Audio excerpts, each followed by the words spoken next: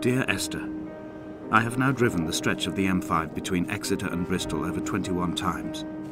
But although I have all the reports and all the witnesses and have cross-referenced them within a millimetre using my Ordnance Survey maps, I simply cannot find the location. You'd think there would be marks to serve as some evidence. It's somewhere between the turn-off for Sanford and the welcome brake services. But although I can always see it in my rear-view mirror, I have as yet been unable to pull ashore.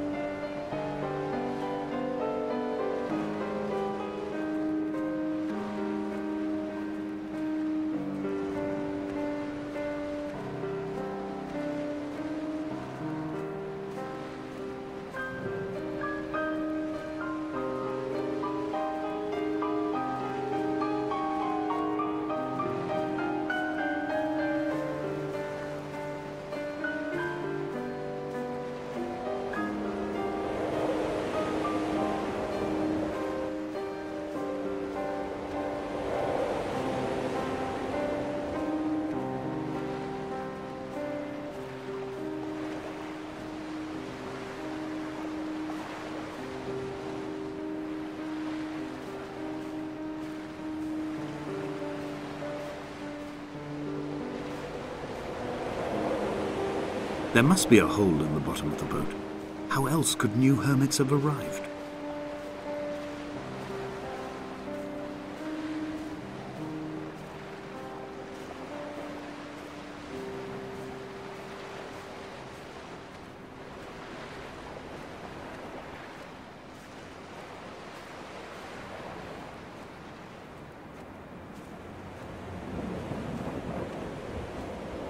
I had kidney stones, and you visited me in the hospital.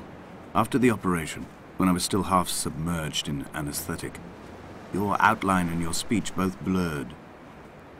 Now my stones have grown into an island and made their escape, and you have been rendered opaque by the car of a drunk.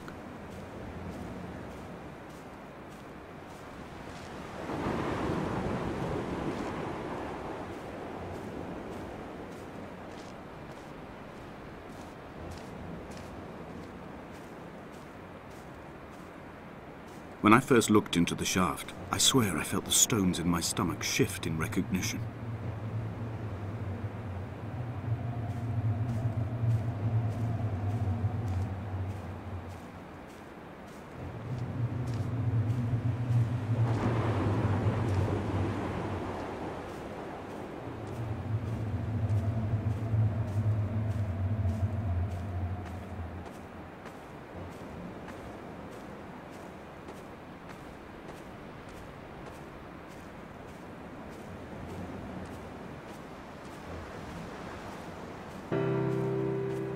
I've begun my ascent on the windless slope of the western side.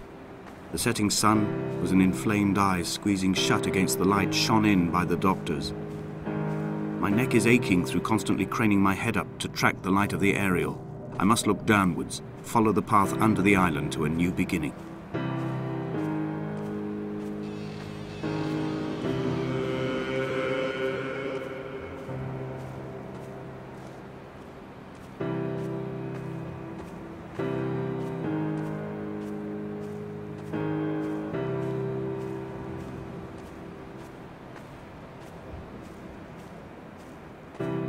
The bothy was constructed originally in the early 1700s.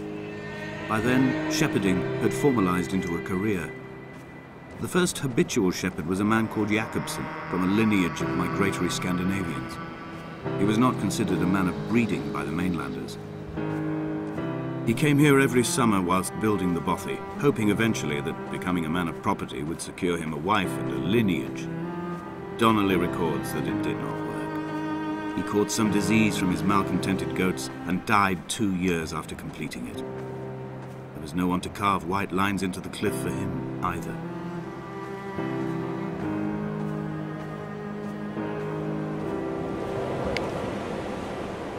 Three cormorants seen at dusk. They did not land.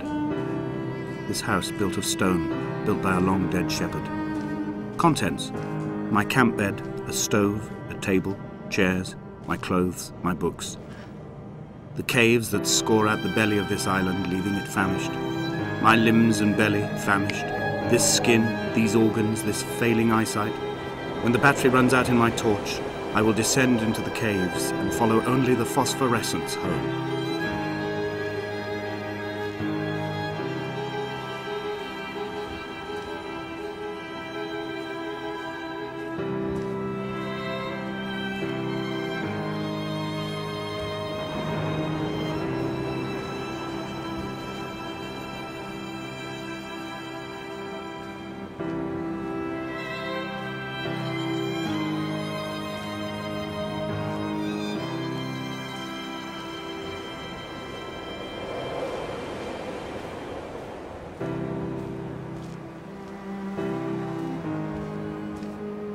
Jakobsen's ribcage, they told Donnelly, was deformed, the result of some birth defect or perhaps a traumatic injury as a child. Brittle and overblown it was, and desperately light. Perhaps it was this that finally did for him, unable to contain the shattering of his heart. In half-light, his skeleton a discarded prop, a false and calcified seabird.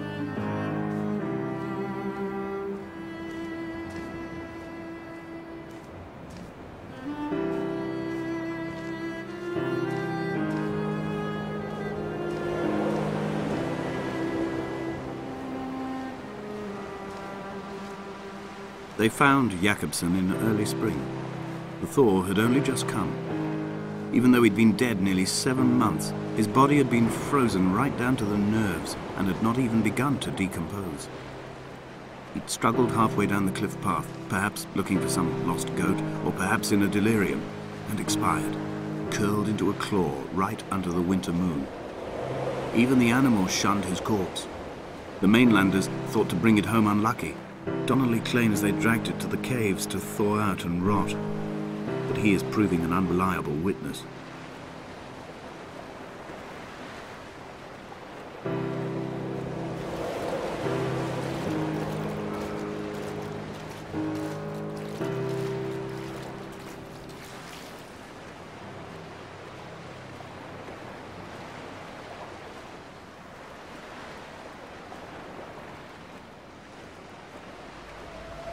Climbing down to the caves, I slipped and fell and have injured my leg.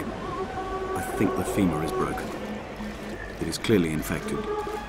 The skin has turned a bright, tight pink, and the pain is crashing in on waves, winter tides against my shoreline, drowning out the ache of my stones. I struggled back to the bothy to rest, but it has become clear that there is only one way this is likely to end. The medical supplies I looted from the trawler have suddenly found their purpose. They will keep me lucid for my final ascent.